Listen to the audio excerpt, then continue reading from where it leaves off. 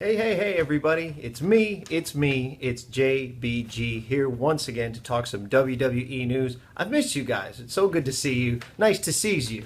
How's you doing? All that good stuff. So, huge news in WWE recently. We're going to go over actually three pretty big news items. It has not been a good couple of weeks for the WWE. So let's jump right in with the biggest news so far, and that is Roman Reigns has been suspended for 30 days for a violation of the talent wellness policy. Now, what does that mean? Well, what it means is he tested positive. What did he test positive for? We still don't know. We don't know if it was steroids or whether it was marijuana or some other substance, but the talent wellness policy is an agreement that every performer signs that basically says, hey, I will not do drugs, I won't do X, Y, and Z, I won't do all these things. It's a set of rules, and everybody has to sign them. It's part of their contract.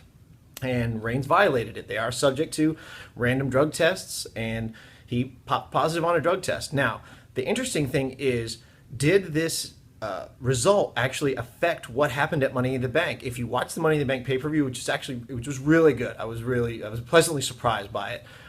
Roman Reigns lost clean to Seth Rollins. There was no trickeration. There was nothing dirty about it. He just straight up lost. And then right after that, Dean Ambrose, who had won the Money in the Bank contract earlier in the night, came in, cashed his Money in the Bank briefcase against Seth Rollins, covered him, and Dean Ambrose is currently your World Heavyweight Champion. And that brings us back to our question.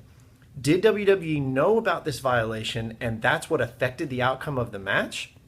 No, WWE's not saying. Nobody's saying.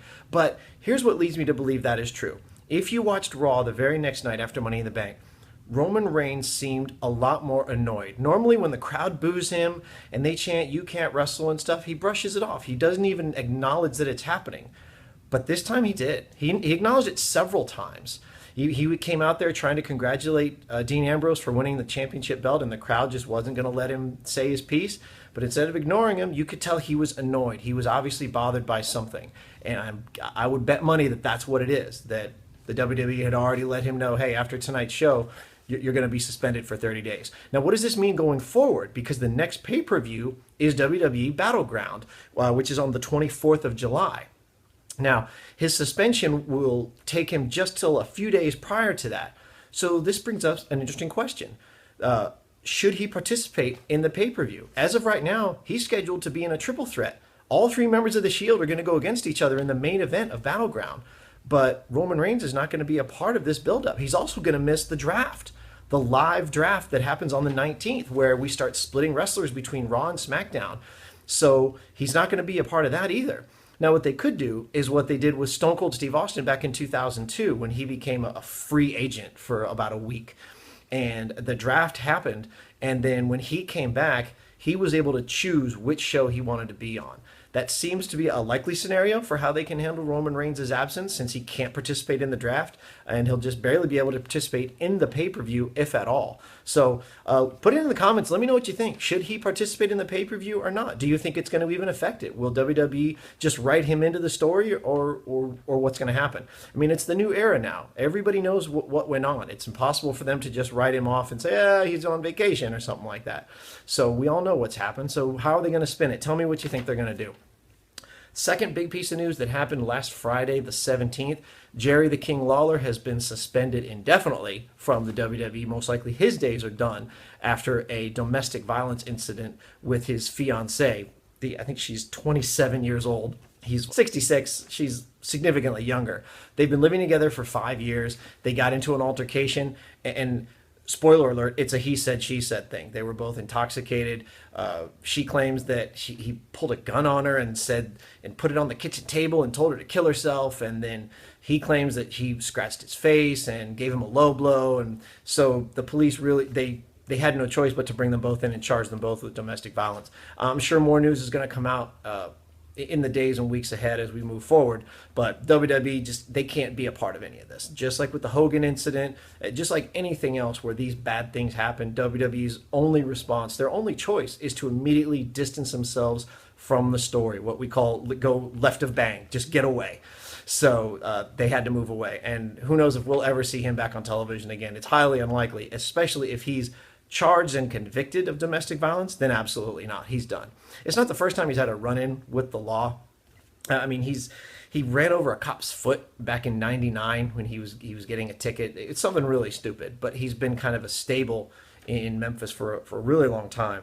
But who knows how it's going to affect him as we go forward. But we'll see as the charges play out. The third one started out as a serious story and has kind of devolved as the truth has come out, and it involves Paige and Alberto Del Rio. Now, it started out on Twitter. There was a picture that came out of Paige in handcuffs being put into an ambulance. And that started this whole speculation about Paige was arrested, and it involved Alberto Del Rio, so it must have been domestic violence and all this stuff. So what's going to happen? But WWE wasn't saying anything about it, so are they trying to cover it up, or what was going on? But as with these things, as they always do, the truth comes out. What had happened was Paige and Alberto Del Rio, after the Money in the Bank pay-per-view, which was in Las Vegas, had gone out to see a show. And shockingly, they ran into some drunk people. And during the show, this drunk couple was heckling them and wouldn't leave them alone. So Del Rio went to go get security and asked the people to be removed. And then once the show was over, the drunk people stayed outside the show waiting for them so that they could harass them further. And then it got physical from there.